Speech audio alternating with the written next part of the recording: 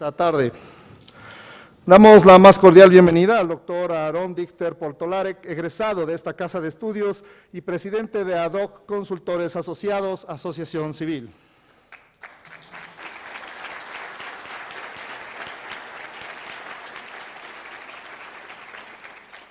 Nos acompaña esta tarde el maestro Víctor Enrique Mata Temoltzin, subsecretario de Planeación y Desarrollo de la Secretaría de Transportes del Estado de Puebla y presidente del Colegio de Economistas del Estado de Puebla, y también orgulloso egresado de nuestra institución. Y es un honor contar con la presencia del doctor Luis Ernesto Derbez Bautista, rector de la Universidad de las Américas Puebla.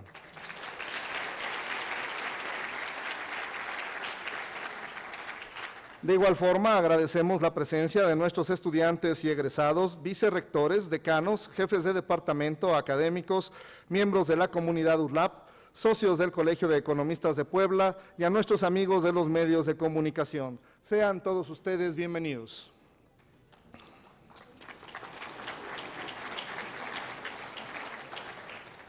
Invito a hacer uso de este micrófono al maestro Víctor Enrique Mata Temoltzin, subsecretario de Planeación y Desarrollo de la Secretaría de Transportes del Estado de Puebla, presidente del Colegio de Economistas del Estado de Puebla y egresado de la UDLAP. Por favor.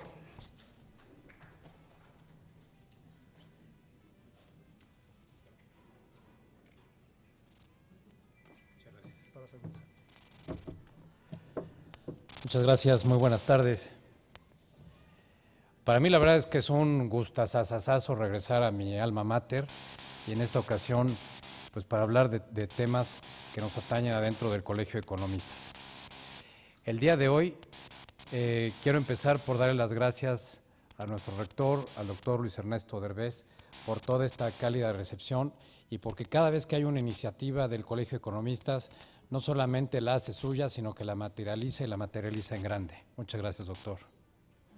Quiero agradecer también la presencia de nuestros amigos expresidentes del colegio aquí presentes, lo cual, pues bueno, es muy importante esta participación que tienen nuestros expresidentes en la vida cotidiana del colegio y que hacen posible que el colegio siga siempre con un rumbo muy positivo.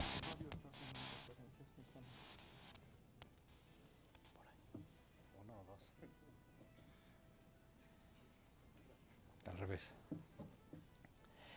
Asimismo, pues agradezco la compañía que me hacen el día de hoy, nuestros colegas de la mesa directiva del Colegio de Economistas, y me regreso también a los agradecimientos que merece nuestra Universidad de las Américas Puebla, no solamente el área de la rectoría, sino también toda la parte de vinculación y de exalumnos y todo el equipo de trabajo que detrás de una conferencia como esta hay. Colegas, muchas gracias de corazón. También en este ámbito de agradecer, nosotros difundimos mucho esta conferencia del día de hoy, pues por el tema que reviste tanta importancia y hubo mucho interés de varios colegas de otras universidades que el día de hoy nos están acompañando acá, de la UNIDES, de la UAP, de la NAHUAC, del TEC, de la Ibero, de la UPAEP. También desde luego que a mis colegas de la administración pública y de mis amigos del sector empresarial les agradezco el interés en el tema, porque como lo vamos a ver son temas de interés tanto del sector público como del sector privado. El tema de hoy pues nos ayuda a materializar uno de los objetivos que tenemos en el colegio, que es de mantenernos siempre al día y mantenernos actualizados en temas de boga en materia económica. El día de hoy vamos a hablar de infraestructura y de desarrollo, y como siempre nos preguntamos, ¿qué es primero, la infraestructura o el desarrollo? Y sabemos que sin una no se da la otra, y como hoy lo vamos a ver de voz de nuestro amigo el doctor Dichter, pues no es concebible que un país pueda verse con perspectivas de crecimiento futuro si no se tiene un camino bien cimentado para la creación de infraestructura y podemos generar modelos de asociación tanto público como privada para poderlos materializar. Pues no quiero dar más preámbulo y qué gusto para mí es el día de hoy el poderles presentar al doctor Dichter Portolarek, quien es presidente de Ad Hoc Consultores desde 2007, es doctor en Economía por la Universidad George Washington de Estados Unidos y previamente concluyó la maestría en Economía en la misma universidad. Y cuestión que nos orgullece a todos los exalumnos de esta casa de estudios es que él también es un egresado de la licenciatura en Economía de la Universidad de las Américas Puebla. Ha desempeñado diversos cargos en la Administración Pública Federal, fue subsecretario de Transportes de la Secretaría de Comunicaciones y Transportes y jefe de la Unidad de Inversiones de la Secretaría de Hacienda y Crédito Público.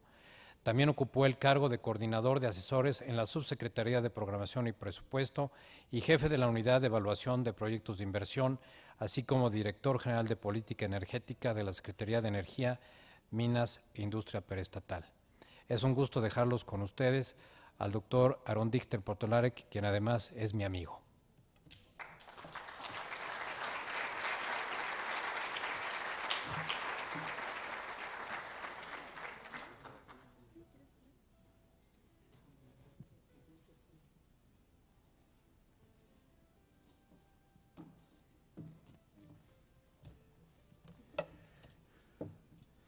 Muchas gracias.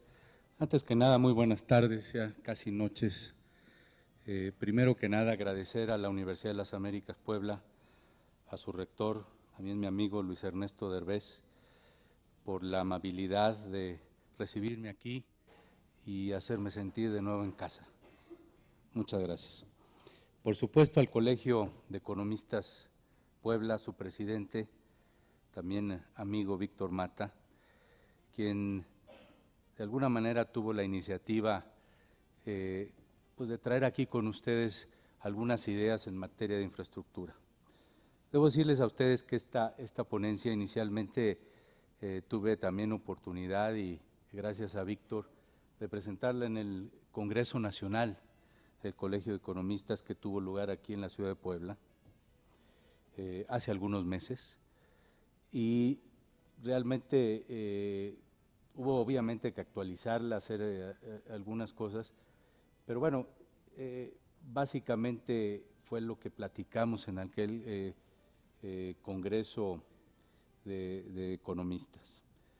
Entonces, pues, habiendo dado cuenta de estos agradecimientos, pues la verdad es que de veras para mí es un privilegio volver a estar aquí, en este auditorio, donde si no mal recuerdo, en 1973, por aquí desfilé y me dieron mi diploma ya como licenciado en Economía. Entonces, imagínense ustedes lo que puede uno sentir estar aquí y sobre todo además estar frente al futuro de México, de ustedes los estudiantes, seguramente de Economía, seguramente de otras carreras y como escuché, no solo de esta universidad, sino de otras universidades. Realmente es un privilegio, de veras les agradezco mucho y si no disponen otra cosa, pues daríamos inicio a la presentación.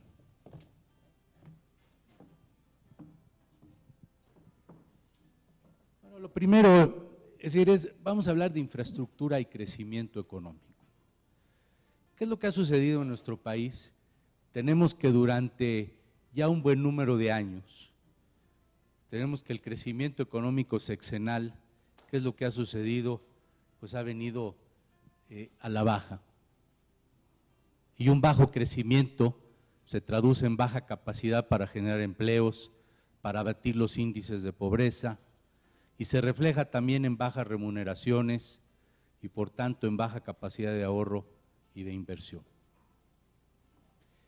El desarrollo del país ha sufrido un deterioro sustancial en razón de que dos pilares, el crecimiento económico y la competitividad, han ido a la baja.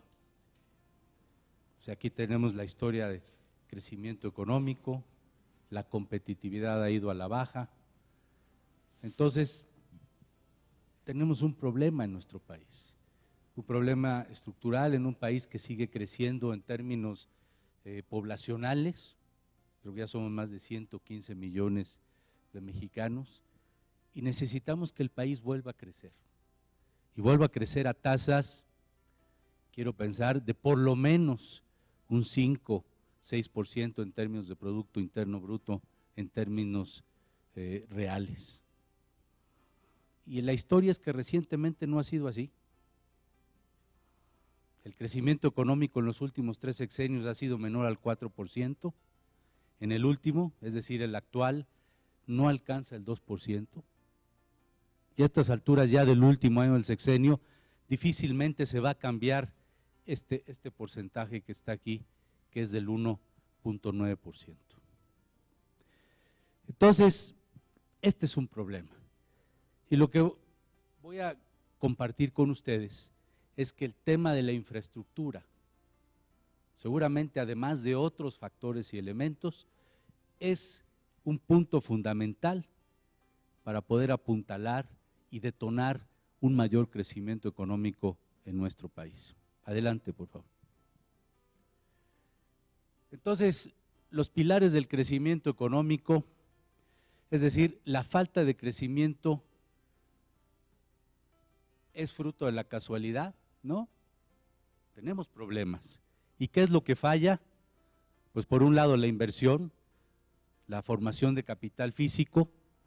La inversión asciende apenas a 21-22% del Producto Interno Bruto y la meta debía ser invertir entre 25 y 30% del PIB, con una inversión gubernamental de al menos 6% del PIB en infraestructura. No habrá crecimiento si no hay inversión productiva. Tenemos otro problema, que es la educación, es decir, la formación de capital humano. Nuestro país ocupa el último lugar en estándares educativos en términos de los países miembros de la OCDE. Por ello se precisa una profunda reforma educativa y un incremento en el nivel y en la calidad de educación a todos los niveles y en todos los estratos. Otro de los problemas. Competitividad de la economía. El país, si bien se ubica entre las principales economías del mundo, en términos de competitividad está a media tabla. Eficacia de gobierno, otro problema. Se observa una gran incapacidad gubernamental para instrumentar las reformas grandes y pequeñas que el país demanda. Entonces, la falta de crecimiento no es obra de la casualidad, tenemos problemas y tenemos problemas serios. No hay suficiente formación de capital físico, no hay la suficiente formación de capital humano, sobre todo en términos de calidad. Tenemos un problema con la competitividad y con la eficacia del gobierno. Adelante. Entonces vamos a ir desgranando un poquito cada uno de estos elementos. En términos de inversión y crecimiento, según la teoría y probablemente la práctica sin duda, a mayor inversión, mayor crecimiento. Y aquí hay unas tablitas que de alguna manera relacionan inversión en términos del Producto Interno Bruto o como porcentaje del PIB y el crecimiento anual del PIB. Esto está el caso de China, el caso de la India, Singapur, Malasia, es decir, aquí hay una muestra de países.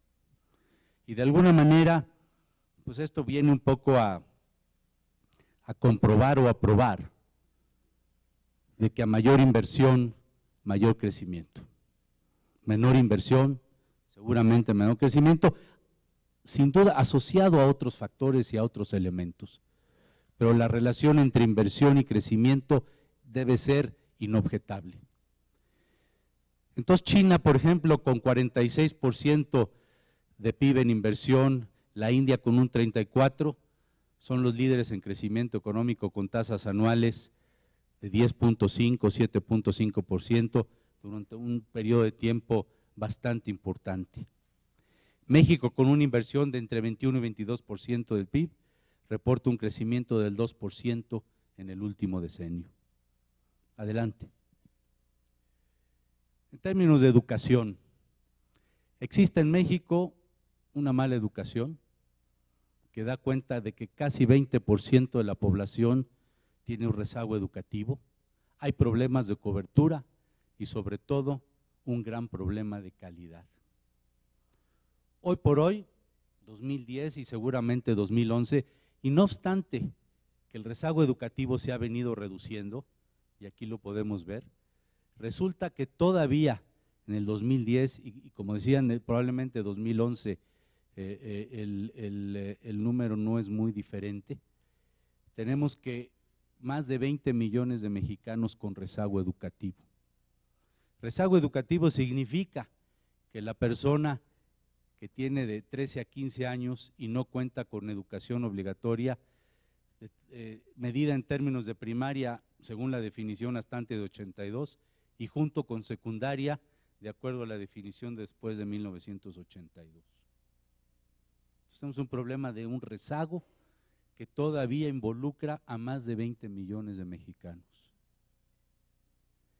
La cobertura educativa, bueno, tenemos incrementos obviamente importantes, a nivel de educación básica es del 100%, 66% en educación media superior, 30% en educación superior. Ahora, esto es cobertura, no mide lo que es el tema de la deserción. Ahí tenemos otro problema muy grave. Adelante, por favor. Esta es una tabla que seguramente no se alcanza a leer.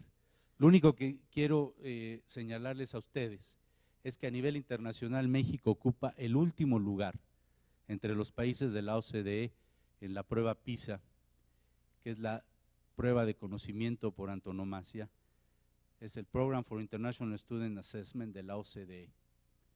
Y México ocupa el lugar 34 de 34. Y se aplica a jóvenes de 15 años en diferentes países. Lectura, aquí está nuestro país. Matemáticas, aquí está nuestro país. Ciencias, aquí estamos. Adelante, por favor. Otra vez el tema de la baja calidad de la educación. En secundaria, y esto en términos de la prueba enlace, que es algo, además información pública, la fuente es la Secretaría de Educación Pública. En secundaria, tras 10 años de escolaridad, más del 80% de los alumnos, y aquí están los porcentajes a nivel de educación secundaria, no saben resolver operaciones matemáticas básicas y no saben leer o tienen problemas de comprensión. Estamos hablando aquí en tema de calidad de nuestra educación. Entonces, un problema en términos de formación de capital humano. Entonces, si estamos hoy compitiendo en el mundo y hablando de la sociedad del conocimiento con un problema de calidad en educación, ¿cómo vamos a acceder a competir en esa sociedad del conocimiento con índices como los que estamos viendo en materia de educación? Entonces, como resultado, el país cuenta con recursos humanos de baja calificación y consecuentemente baja productividad laboral. Adelante, por favor. Ahora vamos a tocar el tema de la competitividad. Al año del 2010, México había retrocedido más de 20 lugares en la clasificación mundial de competitividad, de acuerdo al Foro Económico Mundial. En el último bienio ha recuperado posiciones, sin embargo, lo que hemos perdido rebasa la recuperación de los últimos 2 años.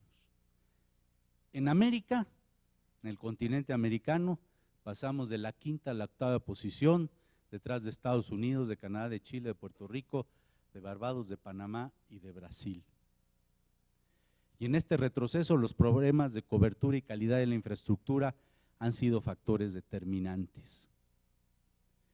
Entonces, en términos del índice de la competitividad, aquí lo que podemos ver en esta gráfica, con las líneas de 2 colores, es la posición de México en términos de competitividad. El azulito es la competitividad global, un índice global, y el color, digamos, marrón es en términos de infraestructura. Entonces, nuestra posición en términos de competitividad respecto a infraestructura está relativamente más deteriorada que el conjunto de la economía mexicana. El problema es que eso a su vez si esto continuase, pues va a generar un círculo vicioso que va a ir presionando a que nuestra posición en términos de competitividad global también se va a ir deteriorando más. Necesitamos mejorar nuestros niveles de competitividad en términos de infraestructura. Entonces aquí tenemos otro problema de pérdida de competitividad respecto del resto del mundo. Adelante, por favor. Eficiencia gubernamental y crecimiento. Aquí el planteamiento es que la ineficacia gubernamental ha frenado proyectos y negocios. Según el Foro Económico Mundial, 3 principales obstáculos frenan el despliegue de negocios en México: el clima de crímenes y robos, la corrupción y la burocracia ineficiente. Los 3 factores que explican el 46% de los obstáculos son precisamente responsabilidad primaria del gobierno. Resolver estos 3 problemas no exige necesariamente la participación de los otros poderes. Es decir, es un tema de gobierno. ¿Que sí es fácil resolver o no? No, seguramente no. Sobre todo el número 1.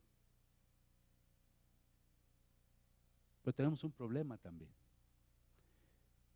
Entonces aquí está, digamos, los factores más problemáticos para hacer negocios en un país.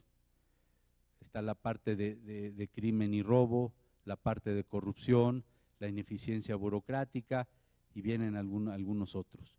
Pero estos son realmente los principales y ahí tenemos también un problema. Sobre todo vamos a hablar, digamos, de cosas que deben estar al alcance del propio gobierno, es atacar la corrupción y atacar la ineficiencia burocrática. El otro, vamos a ponerlo en un renglón aparte, que habrá que seguir combatiendo, pero estos 2 temas son temas responsabilidad en gran medida del gobierno y solo del gobierno en muchos de sus ángulos y que deben ser atacadas y combatidas. Adelante, por favor. Ahora, entonces, si asociado a estos factores que hemos visto, son factores que inhiben el crecimiento, la tesis que se plantea en esta presentación es que la infraestructura es un tema que puede ser un gran detonador de crecimiento económico. Y esto implica invertir en infraestructura. Ahora, para invertir con éxito en infraestructura, también hay que avanzar en términos de capital humano, va a traer mejores índices de competitividad, pero hay que resolver también el tema de la ineficacia gubernamental. ¿Cuál es la importancia de la infraestructura? Es un factor clave en el desarrollo del transporte, las comunicaciones, el agua, la energía, el turismo, además de la parte social como salud y educación. La infraestructura refuerza el crecimiento económico en el corto plazo y le da un potencial productivo a futuro con una visión de mayor plazo. Aumenta la demanda interna, amplía la base productiva del país, impulsa la competitividad de la economía. Es además, por ejemplo, un componente contracíclico en tiempos de crisis. En infraestructura, el componente de bienes comerciables es muy pequeño.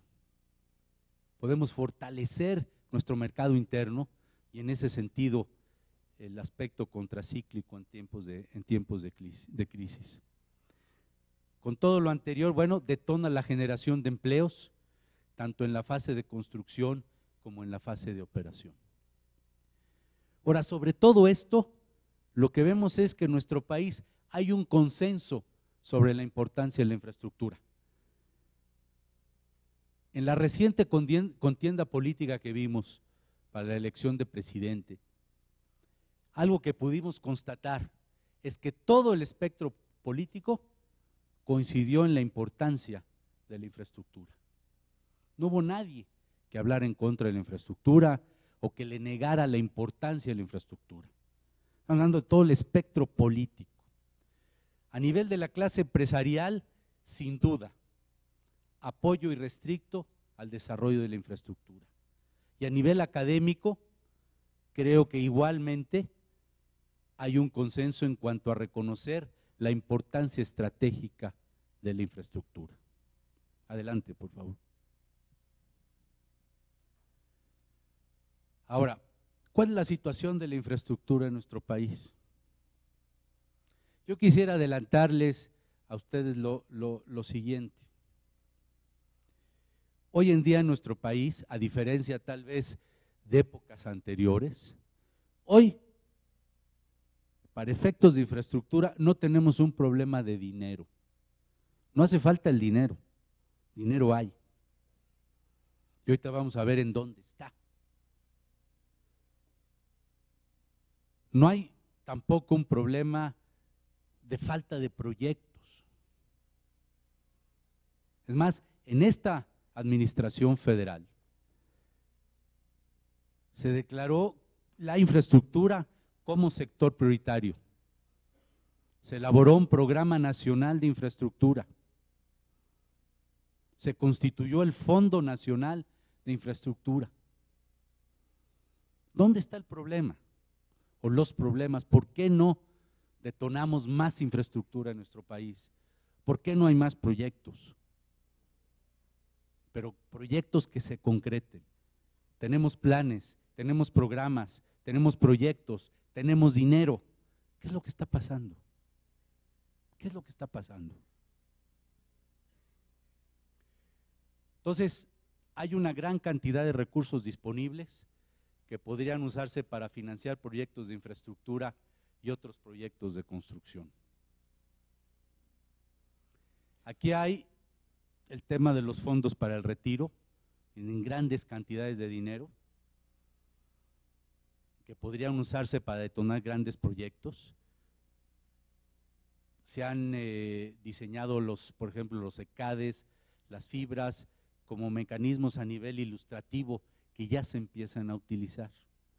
Pero hay grandes cantidades de recursos en los fondos para el retiro. Otro ejemplo son los fondos de infraestructura. Tenemos una cifra por ahí de 84,000 millones de pesos, medio punto porcentual del PIB, que podrían destinarse a proyectos de infraestructura, principalmente para proyectos con participación público-privada. Aquí hay una gráfica también en términos de los fondos, aquí está fondos para el retiro, fondos de infraestructura, ambos en términos de saldos. En azulito está lo del Fonadín y en el color marrón otros, para dar este total. O sea, dinero hay. Ahora, aquí empezamos a ver algo de los problemas. Es preciso ajustar el marco legal y regulatorio y el arreglo institucional. Hay que simplificar las reglas para el otorgamiento del financiamiento. Hay que adoptar una cultura a favor de la realización y no de la obstrucción de proyectos. O sea, un poco algo tal vez muy común, pero desgraciadamente muy escaso. Esto quiere decir un poco es el cómo sí, no me digas el cómo no. El no es bien fácil, vamos a ver el cómo sí. Hacer que opere entonces como tal la banca de desarrollo.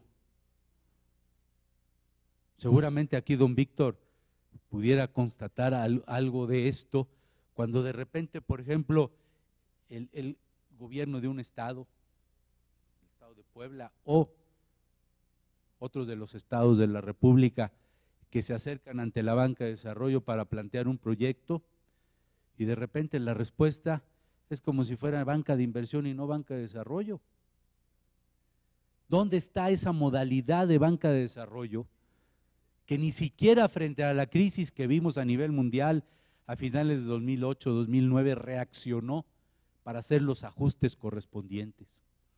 Entonces, frente a disponibilidades realmente importantes de recursos, todavía es importante el tema de simplificar reglas para el otorgamiento de financiamiento, de adoptar esta cultura a favor de la realización de los proyectos y tener una banca de desarrollo que opere como tal.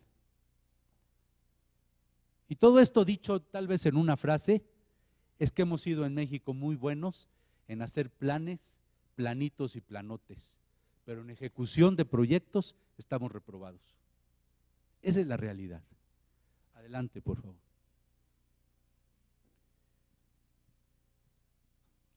La capacidad de ejecución ha sido muy limitada.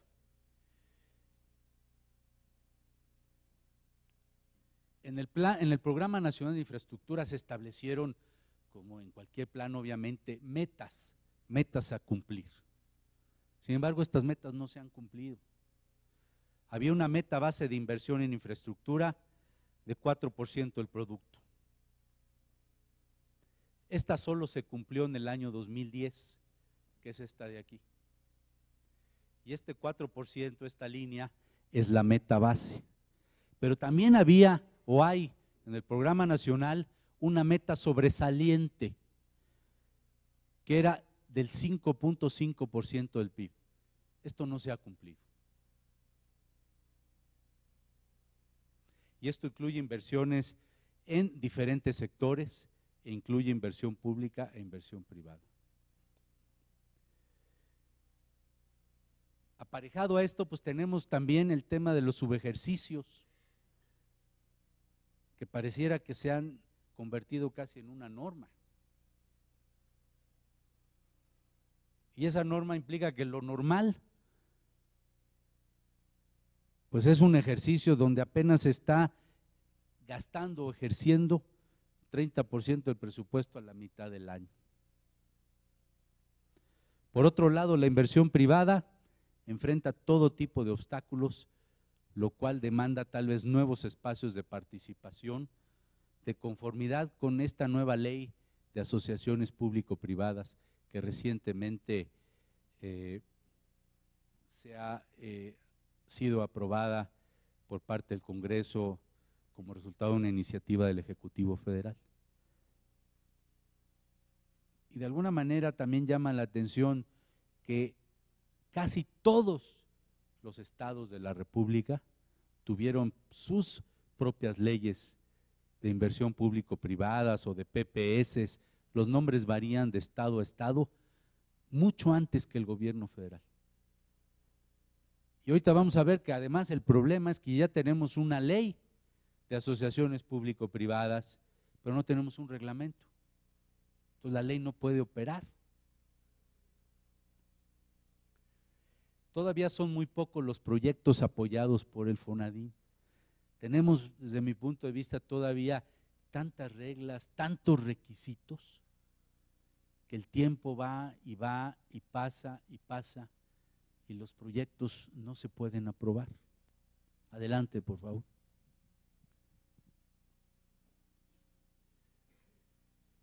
Pese a la disponibilidad de recursos, el financiamiento de la banca de desarrollo a proyectos de infraestructura es poco significativo. Es decir, se presenta una ventana de oportunidad para aprovechar la disponibilidad de recursos y traducirla en mayor financiamiento y en más proyectos de infraestructura, y hay que fortalecer al FONADIN. El problema, sin embargo, es que si comparamos lo que se ha destinado a financiar proyectos de infraestructura frente a los saldos o a lo que tiene en la panza los fondos, pues la verdad es que ha sido muy poco lo que se ha destinado a proyectos de infraestructura. Adelante, por favor. Un tema adicional que inhibe el que se invierta más en infraestructura es que pese a reformas jurídicas, todavía se presentan obstáculos, vacíos, ineficiencias que desalientan y retrasan el gasto de inversión y los proyectos de infraestructura. Entonces, es prioritario readecuar el marco jurídico y convertirlo en promotor y facilitador de la inversión. Algunos ejemplos: hay que hacer algo más con la ley de obras y servicios relacionados. Hay que hacer algo con la ley federal de responsabilidades de los servidores públicos. Yo fui servidor público durante 28 años casi. Y a veces, cuando hay que firmar algo para hacer realidad alguna política, alguna regulación, un proyecto, cuando uno pide el consejo, la asesoría de la Secretaría de la Función Pública, oye, podemos hacer esto, vamos a destrabar este problema, vamos a hacerlo así. Sí, sí, claro. Oye, pero pónmelo por escrito, ¿no? Ahí te ves. Hoy los servidores públicos enfrentan realmente un grave problema, al menos a nivel federal. Desde nuestro punto de vista se requiere una reforma a la Ley Federal de Responsabilidades, de tal manera de dar una mayor confianza, que el servidor público sienta el apoyo y no solamente la espada de Damocles. El reglamento de la Ley de Asociaciones Público-Privadas que sigue pendiente. Parece ser lo último que se ha escuchado es que para este próximo mes de octubre pudiera ya ser publicado el reglamento. La Ley de Presupuesto y Responsabilidad Hacendaria, la Ley Federal del Trabajo. Son algunos ejemplos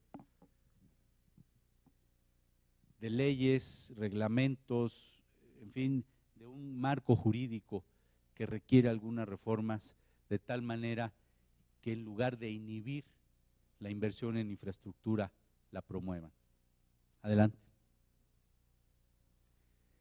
Otro tema del cual no se habla mucho,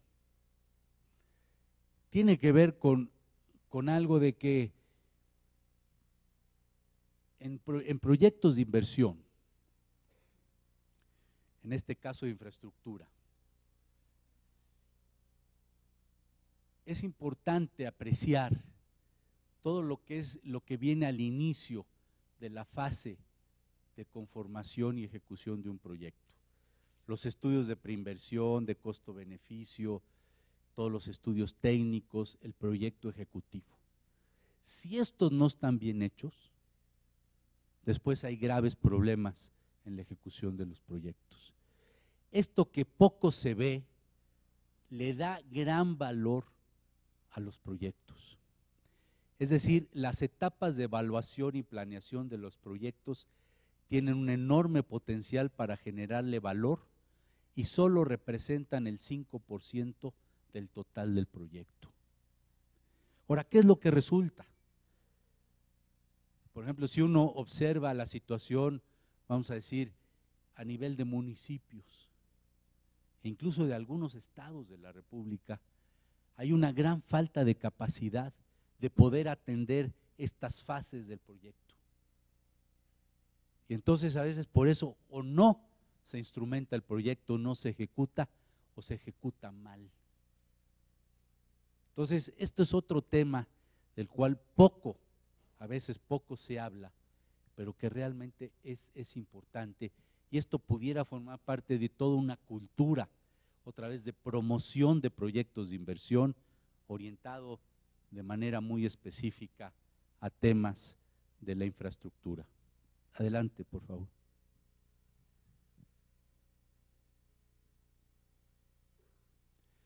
Ahora, ¿qué vemos hacia adelante?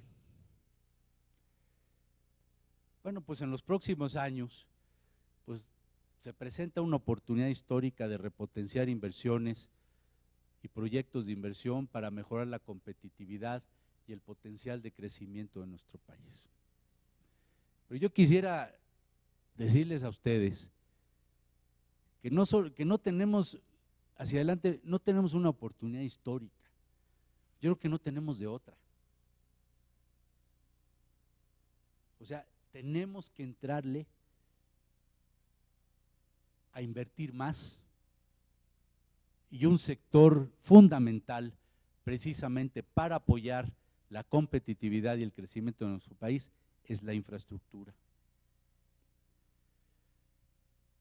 Consideramos que México debiera invertir del 25 a 30% de su Producto Interno Bruto para acelerar su desarrollo. El gobierno, como principal responsable de la infraestructura, debiera invertir entre 5 y 8% del PIB. Hoy invierte apenas poco más del 4% en infraestructura. Para los próximos años, como metas de inversión pública en infraestructura en términos de PIB, estas deberían de ubicarse hacia el 8%. O sea, pues sí hay un 5% inercial, o un 6 de base.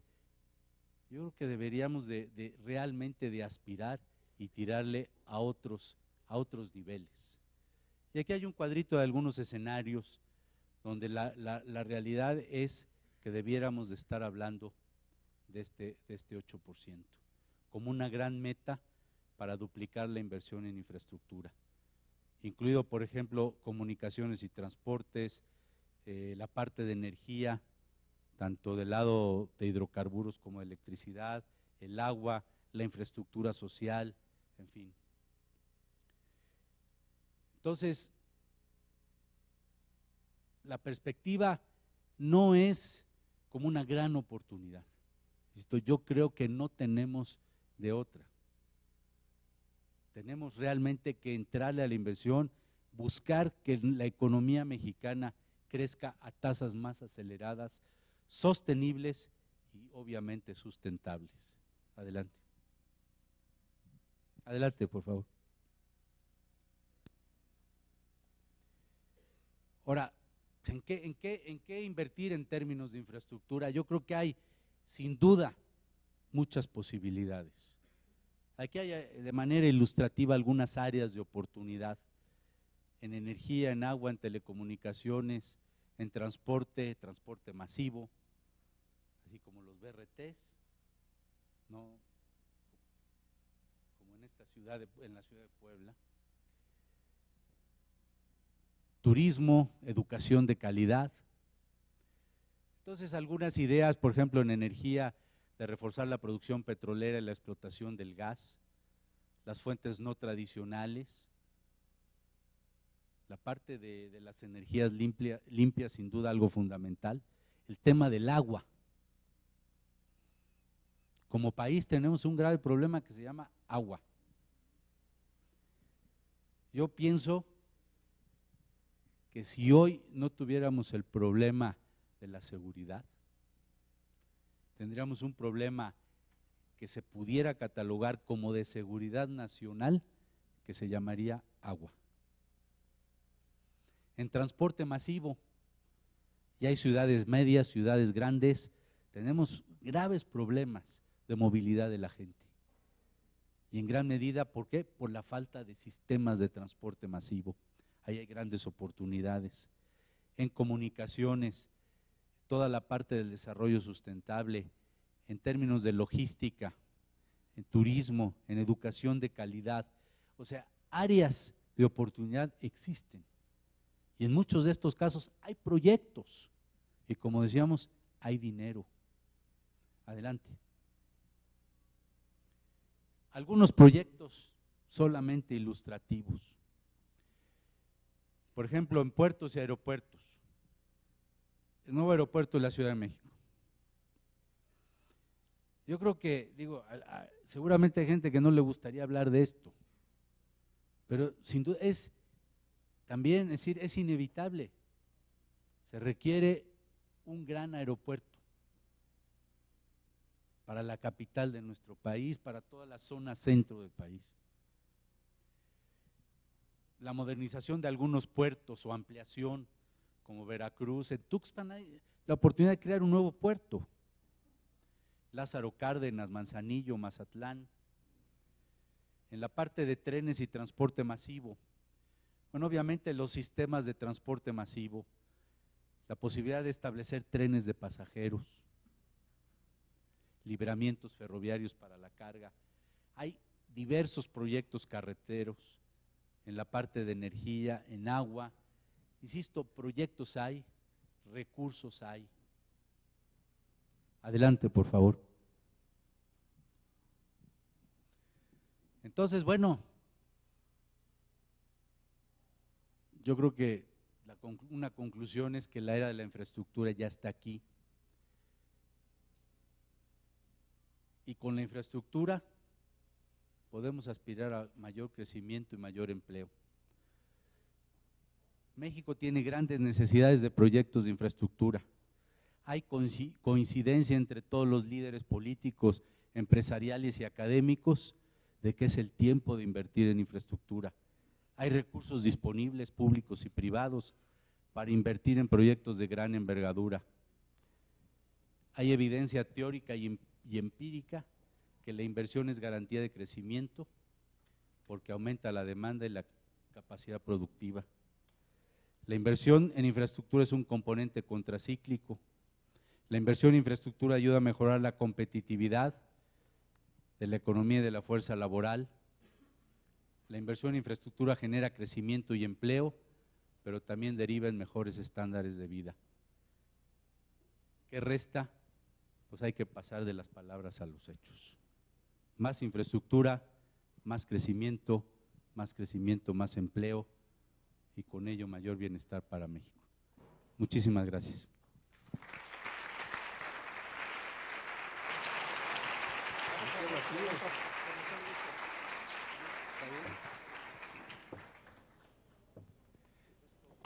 Sí, muchas gracias.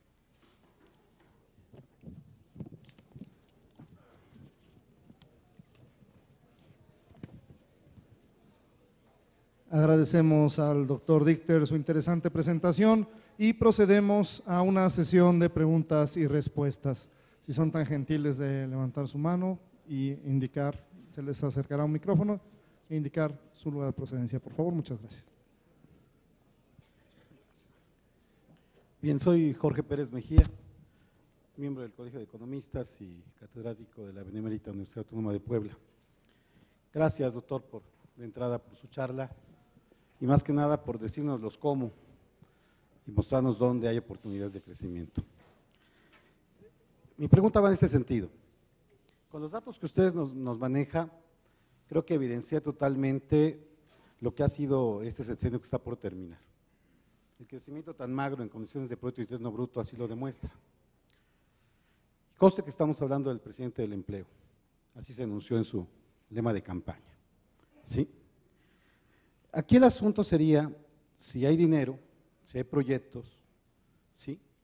¿Qué pasó entonces con la voluntad política para llegar a consensos y poder sacar las reformas que este país necesitaba para sacar adelante los programas, no solamente de infraestructura, sino elevar el nivel de la educación y todo lo que nos ha planteado?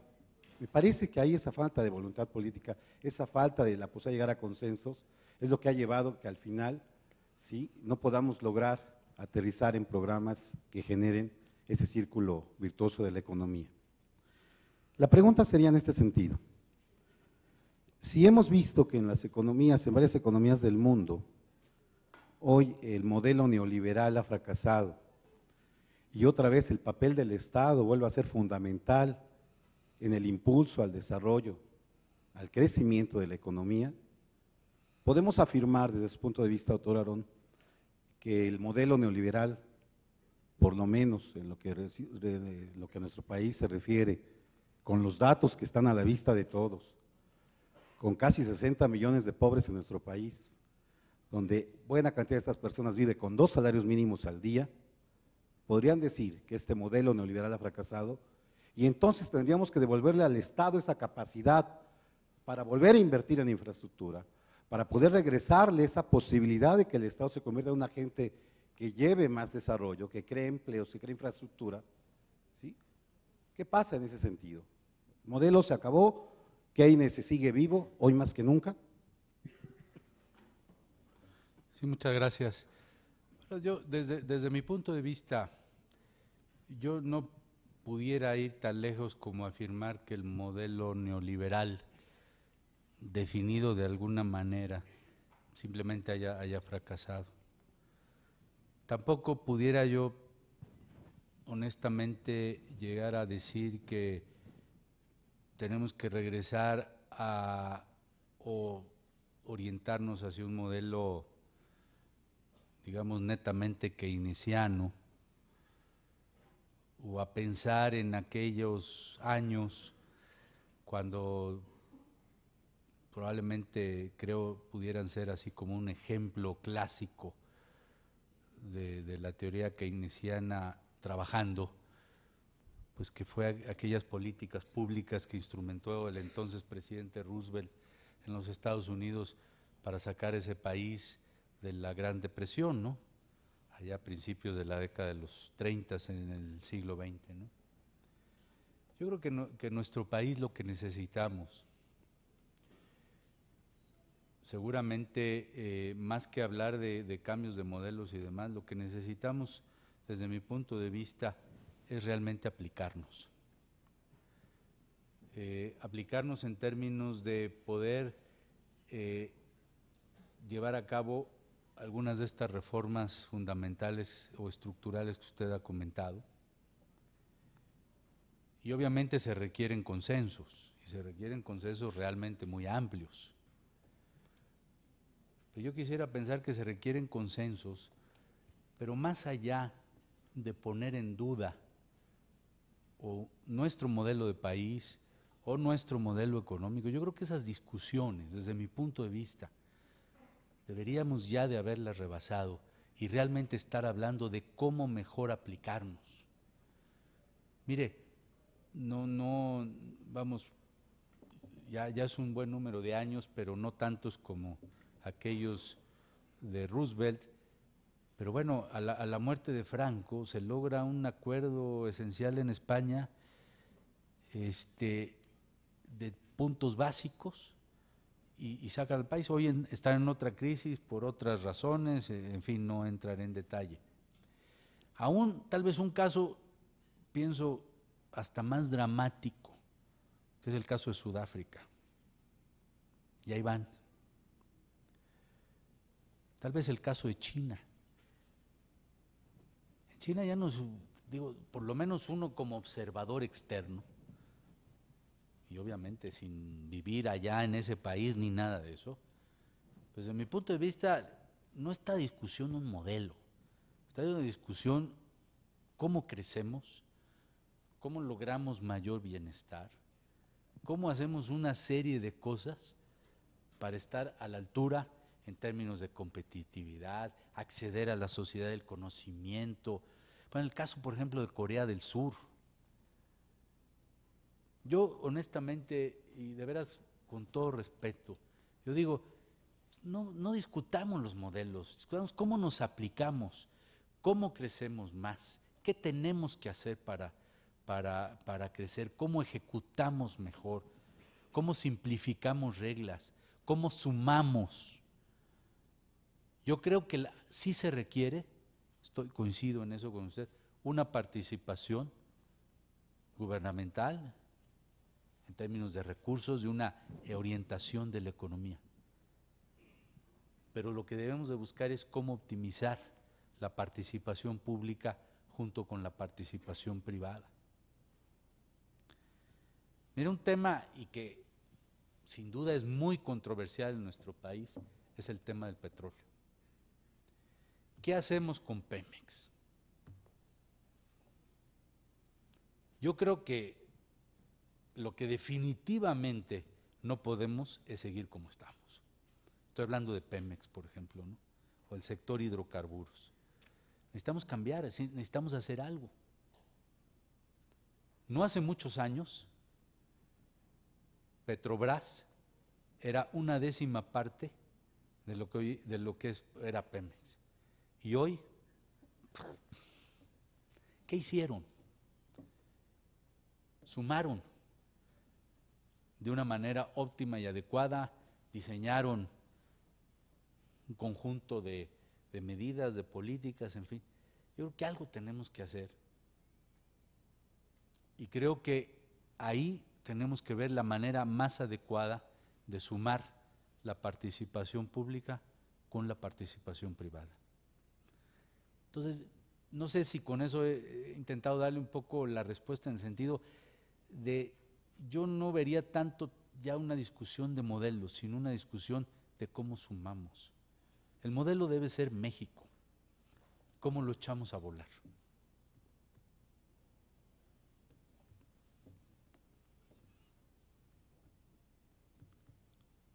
¿Alguna pregunta más?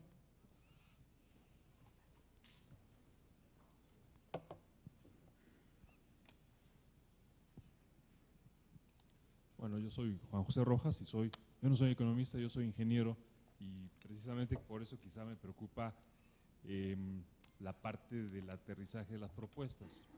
Especialmente usted habló del financiamiento a través de fondos de retiro y fondos de infraestructura para financiar la la infraestructura, ¿no?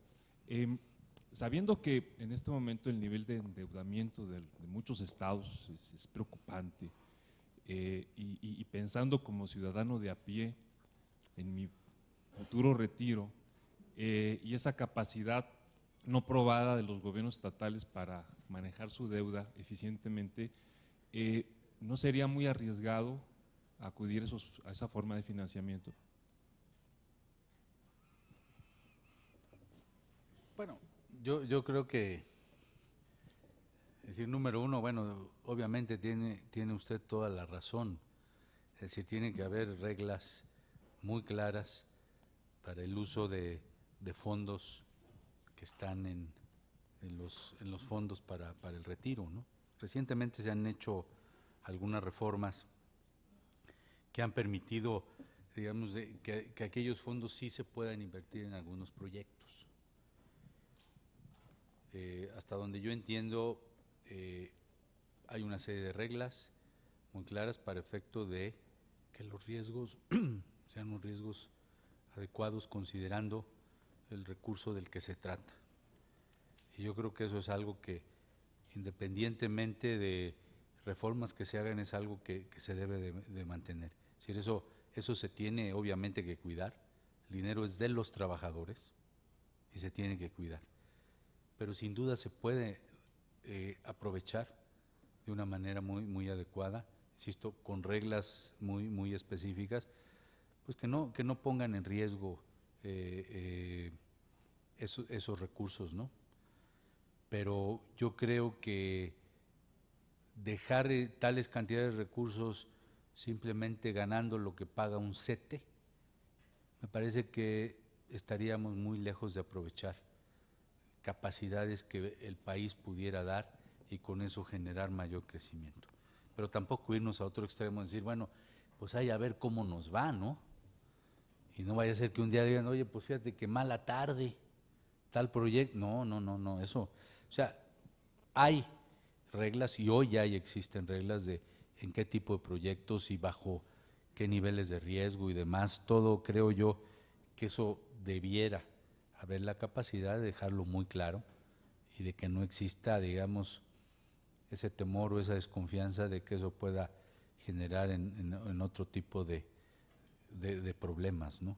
Digo, eso hay que cuidarlo. Yo lo único que trato de comentar aquí es que esa es una posible fuente de recursos que ya en parte se están utilizando, los fondos para el retiro, están los fondos de infraestructura, y hay otros fondos, y hay fondos incluso del extranjero que están deseosos de poder invertir en México. Yo creo que, es más, se está generando un ambiente muy adecuado, realmente como para que venga también dinero de fuera en cantidades muy importantes, y uno de los sectores, en mi opinión, que puede ser privilegiado en eso, si todas las condiciones obviamente se dan y se cumplen, es la infraestructura. Ahora, si ya hablamos de manera más específica, pues si en la parte energética no se dan algunos cambios, alguna apertura, pues la inversión sí va a haber, pero va a seguir siendo limitada, ¿no? Pero estos son, digamos, diferentes fuentes y cada una debe llevar sus reglas a efecto de que se haga de una manera adecuada. Y además no estamos descubriendo el hilo negro, ¿no? Hay fondos de pensiones que se usan, que invierten por muchos lados y de alguna manera bajo reglas muy adecuadas, prácticas internacionales, y funcionan. Yo creo que debemos de ir avanzando y hacerlo de manera adecuada y al ritmo que sea necesario, ¿no? Pero siempre obviamente haciendo las cosas como debe de ser. Tenemos espacio para una pregunta más. Aquí hay una.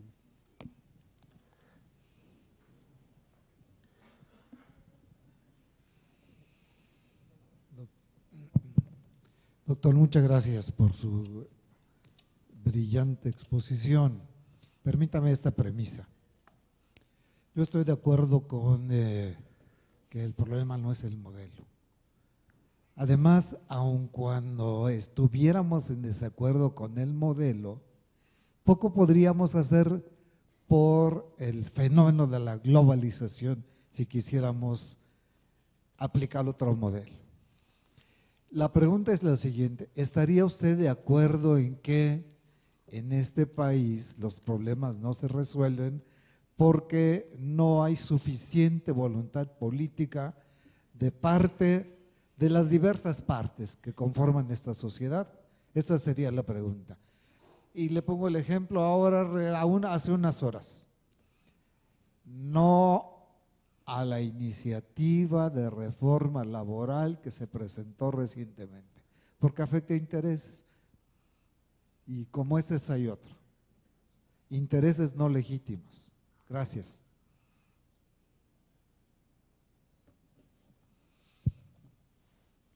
Bueno, sin duda, si hablamos, por ejemplo, precisamente de esta iniciativa que recientemente entró, incluso bajo esta nueva figura de iniciativa preferente, creo que muy afortunado ese tipo de mecanismo, junto con otras grandes reformas que se consideran pendientes, como aparte de la laboral, la energética, la fiscal, tal vez hasta una reforma del Estado. Yo creo que tal vez algunas otras, y a lo mejor ya, bueno, tal vez de menor envergadura. Bueno, sin duda todo eso lleva un altísimo contenido político. No es economía, vamos a hablar por ejemplo de la fiscal, no es economía pura. ¿Por qué? Pues porque si hablamos de temas impositivos, y dentro de lo impositivo hablamos de regímenes especiales, o si hablamos del IVA para esto y para aquello, bueno, pues hay intereses que se afectan de una u otra manera. Y así, si vamos desgranando lo que puede ser una reforma fiscal o hacendaria integral, ¿no? No una reforma recaudatoria, sino una cosa integral. Pues sin duda esa, y la laboral y todo, y energética y todo, pues llevan un alto contenido político, y me parece que eso es inevitable, y eso debe suceder en México y en todos los países del mundo. ¿Qué es lo que se requiere? Pues que si hay un contenido político, hay que operarlo políticamente.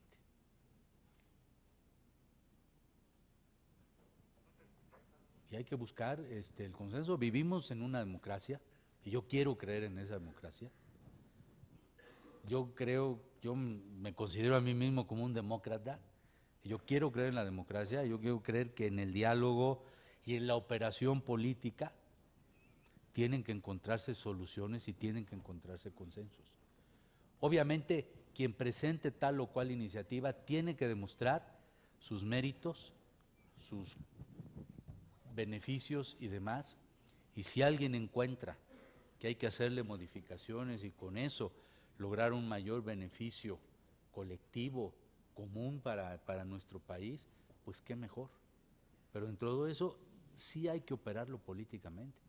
No es, insisto, es economía pura, y entonces vamos a contratar a los mejores economistas y a ver quién nos diseña el mejor modelo, y eso ya queda. No es así. Entonces sí hay un alto contenido político, sí tiene que ver con voluntad, pero desde mi punto de vista tiene que ver con operación política. Hay que operarlo políticamente. Y eso, bueno, implica muchas cosas. Y que sí hemos visto que ha habido instancias a lo largo de nuestra historia donde se ha favorecido el interés de algunos. Llámese como se llame, y sean partidos políticos o sean otras cosas u otros grupos, sin duda que lo ha habido, y seguramente lo va a haber. Pero yo insisto, yo creo que se requiere en un sistema democrático operar políticamente y convencer. Y y que la población también se pronuncie.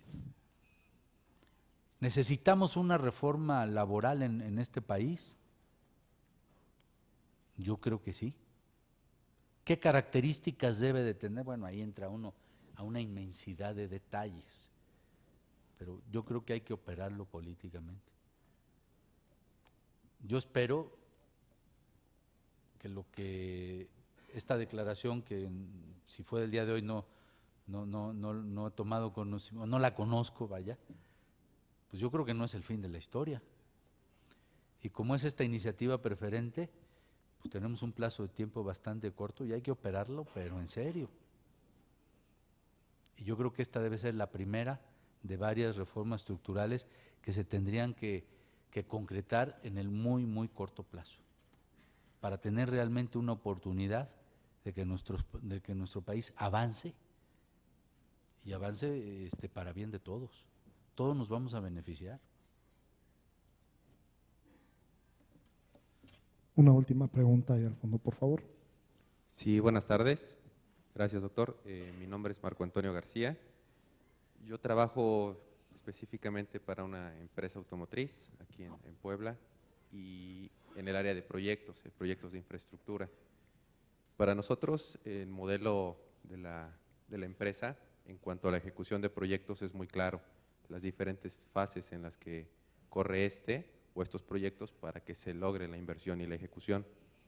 Entonces tenemos una serie de indicadores que nos permiten conocer en dónde pueden estar frenándose ciertos proyectos o ciertos conceptos de inversión.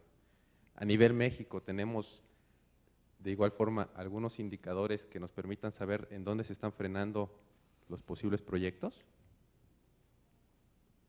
Solo me gustaría saber esa parte. Hasta ahorita lo que he entendido es que es la parte legislativa. No, yo creo que no es solo la parte legislativa. Yo creo que hay otros inhibidores. Yo creo que, digamos, por ejemplo, la falta de capacidad de ejecución asociado a lo mejor al exceso de reglas. Yo creo que no es solo un problema, digamos, de orden legislativo o del marco legal o regulatorio, ¿no? Porque aún, digamos, con el marco legal o regulatorio que hoy tenemos, suponiendo que no se cambia nada, eso no quiere decir que no se pudiera invertir más en infraestructura. Sin duda que se pudiera invertir más en infraestructura si tuviéramos esa mayor promoción, esa mayor capacidad de ejecución. Por supuesto que tendríamos sin duda una mayor inversión en infraestructura.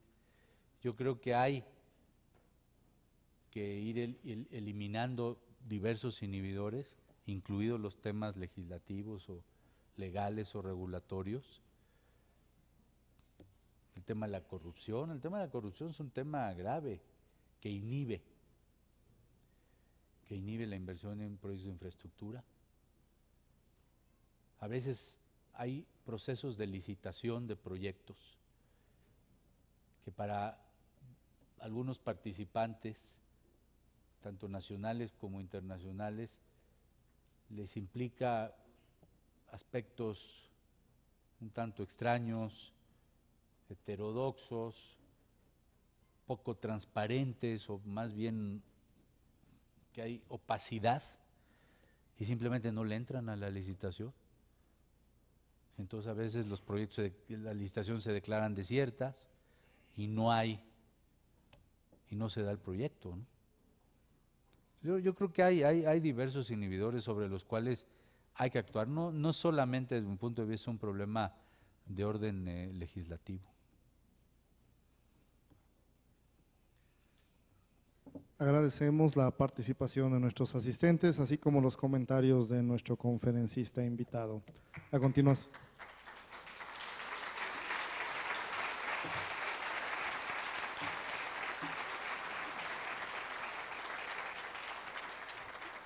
A continuación, la comunidad que integra la Universidad de las Américas Puebla hace entrega de manos de nuestro rector, el doctor Luis Ernesto Derbez Bautista, de un reconocimiento especial al doctor Aarón Dichter Poltolarek, egresado de la licenciatura en Economía por la Universidad de las Américas Puebla. Brindemos un fuerte aplauso al doctor Dichter en reconocimiento a su trayectoria.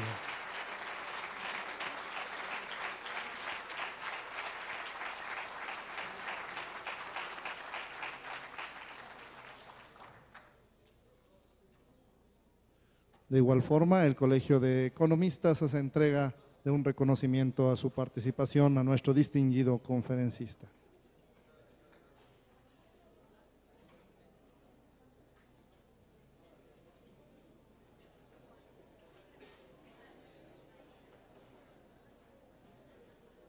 Es así como damos por terminado este evento. La Universidad de las Américas Puebla agradece a todas las personas que nos acompañaron el día de hoy.